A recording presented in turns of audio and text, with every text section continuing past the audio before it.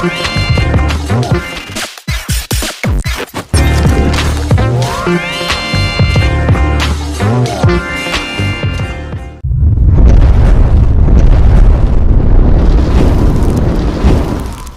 oleh karena itu, Bapak Ibu rahimakumullah, untuk menguatkan keyakinan kita semuanya tentang 8 sumber rezeki ini, kita juga harus baguskan sholat kita ini. Sholat kita ini kita baguskan. Kenapa demikian? Sholat kita bagus, kita yakin rezeki itu dijamin sama Allah. Kita yakin syukur itu mendatangkan rezeki. Kita yakin berkeluarga itu mendatangkan rizki. Kita yakin anak itu mendatangkan rizki. Kita yakin istighfar itu mendatangkan rizki. Kita yakin bersedekah itu mendatangkan rizki. Kita yakin bertakwa itu mendatangkan rizki. Lewat apa? Menguatkan, memaksimalkan ibadah sholat kita. Maka sebagai renungan untuk kita semuanya, berdasarkan banyak ayat-ayat Al-Quranul Karim, berdasarkan banyak hadis-hadis Nabi Muhammad sallallahu alaihi wasallam, disebutkan bahwa orang-orang yang melalaikan solatnya, orang-orang yang meremehkan solatnya, dia dihukum dengan 15 hukuman. Yang 6 di dunia, yang 3 menjelang kematiannya, yang 3 lagi di alam kuburnya, yang 3 lagi ketika di akhirat. 15 itu ya, benar ya. 6 tambah 3 jadi 9, tambah 3 jadi 6, berapa? Ya, tambah 3 jadi 15 itu. Saya matematika saya 6 dulu, maka lama saya kalau ngitung-ngitung gitu. Ya, kalau hitung-hitung Pak, umur bapak-bapak ini nih, saya hormat saya. Benar Pak, orang tua zaman dulu tuh ngitung-hitungnya hebatnya komputer zaman sekarang masih kalah sama orang tua zaman dulu. Kalau ngitung-hitung. Apalagi dulu tuh rupanya dulu tuh cerdas, kan dilatih otak itu Pak. Dilatih Pak. Kan pakai apa? Sabak namanya ya. Itu. Jadi kapan dia guru menjelaskan, tulis di kayu apa-apa tuh bahannya. Begitu penuh, ya dihapus lah. Ya, gak ada tempat mindahin kan?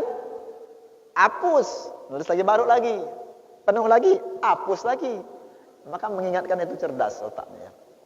Nah, yang 6 di dunia saja ya, saya sampai pukul 6 ya, yang 6 di dunia saja. Yang 1, yang pertama, tunza'ul barakah min umrih, dicabut keberkahan umurnya. Cabut keberkahan umurnya. Jadi kalau subuh dia sholat nih, zuhur nggak sholat, asar dia sholat, dari zuhur sampai asar itu Allah cabut berkah umurnya. Nggak ada berkah lagi umurnya itu. Berkah itu kebaikan Pak, nggak ada lagi kebaikannya umur itu. Hidupnya itu maaf tuh sama dengan bangkai. Berdasarkan hadis Nabi, mathlul ladzi yadhkuru rabbahu wal ladzi la yadhkuru mithlul hayyi wal mayyiti. Perumpamaan orang yang ingat dengan Allah, salat dia, dengan orang yang tidak ingat dengan Allah, lalai salatnya, seperti orang hidup dan orang mati. 1, cabut keberkahan umurnya. Yang kedua, tumha simas salihin min wajhihi, dicabut lagi ciri orang soleh di wajahnya. Enggak ada ciri orang soleh lagi di wajahnya. Andaikan dia wafat meninggal dunia, na'udzubillah, su'ul khatimah. Kenapa demikian? Enggak ada lagi ciri orang soleh di wajahnya. Subuh sholat, zuhur sholat, asar enggak sholat, maghrib sholat. Dari asar ke maghrib itu Allah cabut tanda orang soleh di wajahnya. Yang ketiga adalah kullu amalin ya'maluhu la yu'ajiruhu Allah. Setiap amal perbuatannya tidak ada pahalanya lagi sedikit pun. nggak ada pahalanya lagi. Subuh sholat, zuhur sholat, asar sholat, maghrib sholat, isya nggak sholat. Subuh sholat. Dari isya sampai subuh itu nggak ada pahala sedikit pun dari seluruh amal-amalnya. Dia sedekah, nggak ada pahalanya. Dia baca Quran, nggak ada pahalanya. Bantu sesama, nggak ada pahalanya. Berzikir, nggak ada pahalanya. Kenapa demikian? Karena sholat itu ibarat wadahnya amal.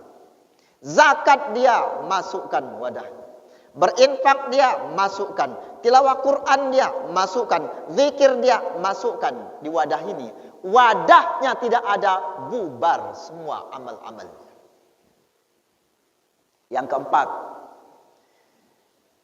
laisa lahu la tuftahu lahu du'aun ila sama. Yang keempat, tidak dibukakan pintu langit untuk doanya. Doanya enggak diterima.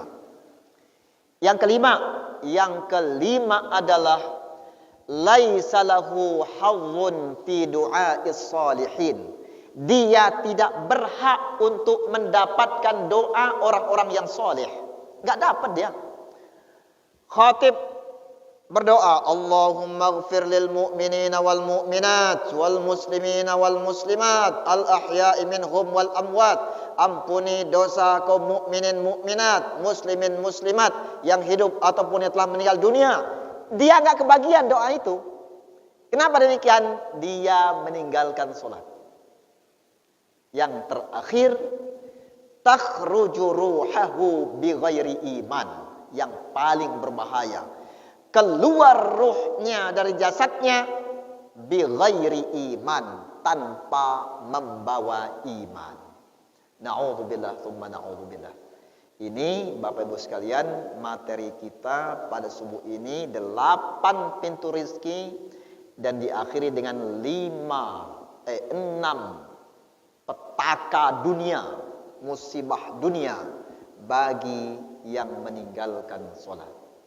Ya, tadi dipesankan kalau ada tanya jawab pertanyaan dipersilakan.